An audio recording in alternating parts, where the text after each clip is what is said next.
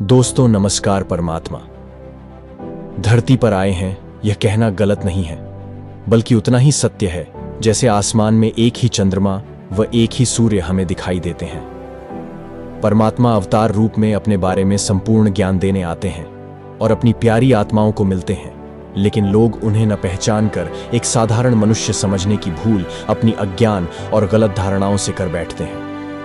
इस वीडियो में संत रामपाल जी महाराज कबीर जी के अवतार से संबंधित कुछ गलत धारणाओं का प्रमाण सहित खंडन करेंगे। धारणा नंबर 1, संत रामपाल जी महाराज जी देवी देवताओं की भक्ति छुड़वाते हैं। इसका खंडन सुनिए। संत रामपाल जी महाराज जी के मुखारविंद से संत रामपाल जी महाराज जी ने क्या कहा? देवा कमल दल बसे ये ब्रह्मा विष्णु महेश, प्रथम इनकी वंदना फिर सुन सतगुरु उपदेश। उनका था कि ब्रह्मा विष्णु ये तीनों देवा कमल दल में बसते, हमारे कमलों में, इन दलों में अंदर रहते हैं। और प्रथम इनकी वंदना, ये मंत्र जो करते हैं इनकी साधना करते हैं। और फिर सुन सतगुरु उपदेश, सतगुरु के ज्ञान को सुनो और उसका पूरा कंप्लीट कोर्स लो, तब ये बात बनेगी। अब ब्रह्मा विष्णु महेश हमारे कोई दुश्मन नहीं है। कई कहते हैं कि आपके गुरुजी तो ब्रह्मा विष्णु महेश की को छुड़वाते हैं। ब्रह्मा विष्णु महेश को हम छुड़वा सकते हैं? हम कोई बालक है? अब जैसे ऊर्ध्व मूलम अधः शाखम, ऊपर को जड़ वाला, नीचे को तीनों गुण रूपी शाखा वाला, उल्टा लटका हुआ संसार रूपी वृक्ष है। अब इसमें क्या है? ऊपर को जड़ता पूर्ण परमात्मा, नीचे को तीनों गुण रूपी संसार रूपी वृक्ष की शाखा है। तो क्या कोई शाखा को काट देगा बुद्धिमान व्यक्ति? पेड़ की शाखा को कोई काटने की कहेगा कि इसको तो फेंक दो काट के, फिर लटका के करेंगे बाकी काम? परमात्मा कहा करते कि जैसे कोई हमने भक्ति रूपी पौधा बीजना है और हम नर्सरी से कोई पौधा लाए, कैसे बीजेंगे? उसको गड्ढा खोदेंगे और उस गड्ढे में उसको जड़ों की तरफ से दबाकर मिट्टी में, फिर उस जड़ों की मूल की सिंचाई करेंगे। तो मूल की यानी जड़ की पूजा करेंगे हम, तो वो पौधा पेड़ बनेगा, उसकी टहनियां बड़ी बड़ी हो जाएंगी, तीनों गुण रूपी शाखा। तो उन शाखाओं का फल लगेगा और फल के लिए हम सारा प्रोसेस अपना कर रहे हैं, फल प्राप्ति के लिए हम कर रहे हैं। तो वो हमने तोड़ने नहीं होते, हमने ऐसे करना है, अपनी वे ऑफ वर्शिप शास्त्रों के अनुसार कर देखना। ये समझ लो, हम एक पौधा लाए तो ये है बुद्धिमता। जड़ों को गमले में यानी मिट्टी में डाला, दबा दिया और पूजा शुरू कर दी, सिंचाई। ये जड़ कबीर परमात्मा है इस संसार रूपी वृक्ष की। अब ये हमने जड़ों को पूजना है, इन ब्रह्मा विष्णु महेश की पूजा नहीं। हम क्या कर रहे हैं? ऐसे कर रहे हैं। ये बता बालका वाला काम कर रखे हमने, नासी नहीं आवे। हम ऐसी पूजा कर रहे हैं, उल्टा काम कर दिया हमने। ब्रह्मा विष्णु महेश को हम इष्ट रूप में पूज रहे हैं, गमले में ला दिए ब्रह्मा विष्णु महेश और ये पूजा कर रहे हैं। तो कोई क्या कहेगा? समझदार व्यक्ति घर सीधा कर ले इसने, और वो लड़े, हट जा दूर, खबरदार तूने क्या कर दिया। अब देखो जड़ छोड़ दी हमने, अब जड़ ऊपर रहेगी तो पौधा भक्ति रूपी पौधा सूख गया। ये यूजलेस है। ये शास्त्र विधि को त्याग कर शास्त्र विरुद्ध साधना है, ये उल्टा लट बीजा हुआ भक्ति रूपी पौधा। और हमने ऐसे करने को कहा, तो इसमें इसकी पूजा करेंगे भगवान कबीर साहब की, फिर हमारे शास्त्र अनुकूल कर्म बनेंगे। शास्त्र अनुकूल संस्कार होने से ये फल ब्रह्मा विष्णु महेश ने देना हमारे को, क्योंकि यहाँ के ये प्रधान है, इबिन का फल लगेंगे। अब इसका प्रमाण देते हैं। अपने आत्माओं परमात्मा ये कहा करते, तुम साधना ठीक करो और फिर अब आपको लाभ होगा पूरा। अब तुम साधना कर रहे हो उनकी जो आपको कुछ दे ही नहीं सकते। अब जैसे आप किसी फैक्ट्री मालिक की नौकरी कर रहे हो, तो नौकरी उसकी कर रहे हो, आपकी हाजिरी लगकर तनख्वाह बनकर कैशियर के पास आती है, अकाउंटेंट के पास आती है। अब तनख्वाह तो देंगे अकाउंटेंट और वो कैशियर, लेकिन वो देंगे आपका वर्क डन, और वो भी उस मालिक की मजदूरी करोगे तो। यदि उस आप लागे अकाउंटेंट और कैशियर की जूते साफ कर, उसकी प्लेट धोना, वह नौकरी दी छोड़ आपने, वो खाक देंगे आपको, जो कहीं भाज्य चोचा बिना प्याओ टाइम पे।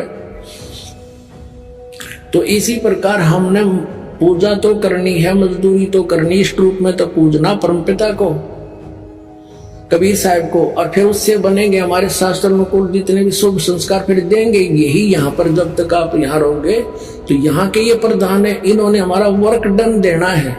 ये देखिएगा, ये हमारा बॉडी का चित्र है, इसमें ये कमल बने हुए हैं, ये मूल कमल में गणेश जी, और इसका ये किलियन जाप है, और इससे ऊपर स्वाद चक्र अनुष्ठान, ये स्वादिष्ठान चक्र भी कहते हैं। इसकी 4 पंखड़ियां, इसकी 6 पंखड़ियां दूसरे कमल की, और सावित्री ब्रह्मा इसका ओम जाप है। यहाँ लक्ष्मी और विष्णु का जाप है, ये नाभि कमल है, और इसका ये हरियम जाप है। ये शिव और पार्वती रहते हैं, यहाँ परमात्मा ने इनको मंत्र दिया था, ये मंत्र है। तो उसके बाद ये उनके शिष्य बने थे, उसके बाद शंकर भगवान इसी का जाप करते, इसलिए सोहम जाप यहाँ इसका कहा गया। अब यहाँ देखिएगा, ये दुर्गा है, इसका ये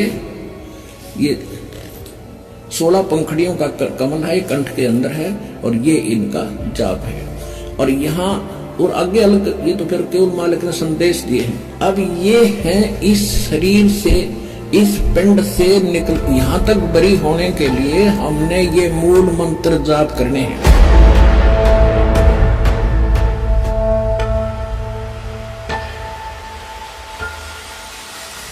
धारणा नंबर 2। लोग कहते हैं संत रामपाल जी महाराज हिंदू देवी देवताओं का अपमान करते हैं। इस बात का खंडन करके संत रामपाल जी महाराज अपने सत्संग में बताते हैं, संत रामपाल जी महाराज हिंदू देवी देवताओं का अपमान नहीं करते, पर लोगों को महसूस होता है, क्योंकि हिंदू धर्म के लोग देवी देवताओं को ईष्ट रूप से पूजते हैं। लोगों का पूजा करने का उद्देश्य लाभ प्राप्ति करने का होता है, न कि मोक्ष प्राप्त करना। लाभ और मोक्ष शास्त्र अनुकूल साधना करने से ही मिलता है। जब हम शास्त्रों में देखते हैं तो हमें मिलता है पूर्ण परमात्मा की ही साधना करनी चाहिए, तथा पूर्ण परमात्मा इन देवी देवताओं से अन्य है। प्रमाण के लिए देखिए श्रीमद् भागवत गीता अध्याय 15 का श्लोक नंबर 4। यह गीता ज्ञानदाता प्रभु कह रहा है कि कोई अन्य पूर्ण परमात्मा है, उसी पूर्ण परमात्मा का ध्यान करना चाहिए, तथा मैं भी उसी परमात्मा की शरण में हूं। वह एक सर्वशक्तिमान परमेश्वर इन सभी देवी देवताओं से बड़ा है। जब संत रामपाल जी महाराज बताते हैं 33 करोड़ देवी देवताओं छोटे हैं, उस पूर्ण परमात्मा से अज्ञानतावश लोग इसे निंदा समझते हैं, जबकि यहाँ हमारे शास्त्रों से प्रमाणित ज्ञान बता रहे होते हैं।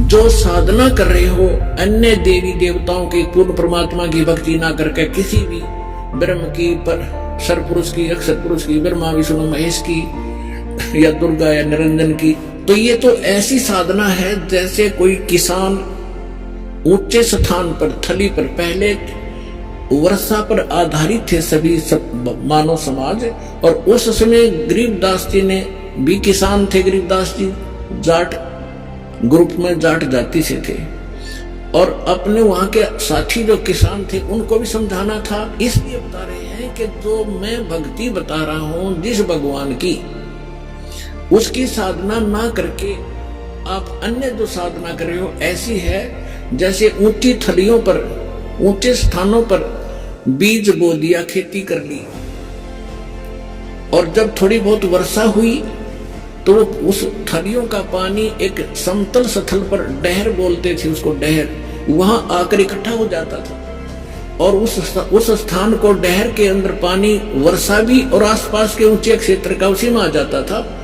और उसमें जब बोई जाती थी फसल, जैसे ऊंची थलियों पर बोई हुई तो वो होती ही नहीं थी, और डहर में बीजा हुआ 1 एकड़ में मनमाने 50 मन कनक हो जाती थी, और ऊंची थलियों पर 2 मन की भी नहीं होती थी मुश्किल से।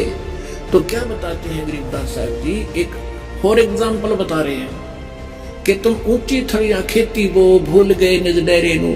इस परम पिता परमात्मा सतपुरुष कबीर साहब की भक्ति ना करके आप अन्य देवी देवताओं की भक्ति करके ऐसी लाभ उठा रहे हो जैसे ऊंची थली पर खेती करने वाले किसान को कोई लाभ नहीं होता। और जो डहर में बीज बोता है, प्रयत्न दोनों एक जैसा ही करते हैं, तो उस डहर वाली यानी उपजाऊ जमीन में और समतल जमीन में घना लाभ होता है। तो ये समझाना चाहते हैं कि जो साधना हम बताते हैं वो तो डहर समझो। अब फिर बताते हैं, गोता मारू स्वर्ग में जा बैठू पाताले, गरीबदास ढूंढता फेरूं अपने हीरे मोती लाल। चारों युग में मेरे संत पुकारे और कूक कहा हम हेल रे, हीरे माणिक मोती बरस ये जग चुगता ढेल रे। परमात्मा कबीर जी से प्राप्त ज्ञान को कैसे विश्लेषण कर रहे हैं गरीबदास जी।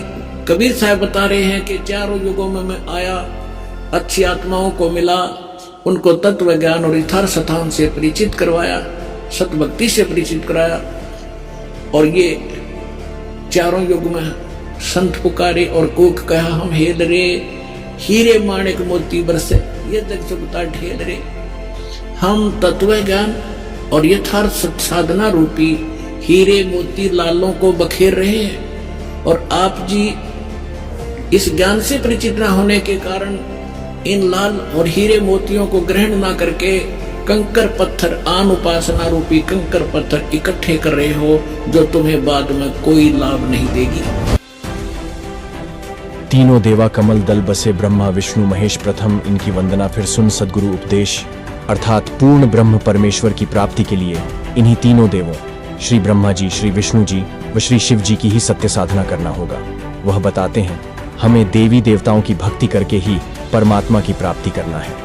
इससे भी आप अच्छी तरह से समझ सकते हो, संत रामपाल जी महाराज किसी भी देवी देवताओं की भक्ति नहीं छुड़वाते हैं और ना ही किसी देवी देवताओं का अपमान करते हैं। वह तो सभी देवी देवताओं का सम्मान करना सिखाते हैं। और इसी तरह की वीडियो देखने के लिए गुरु वचन को सब्सक्राइब करें।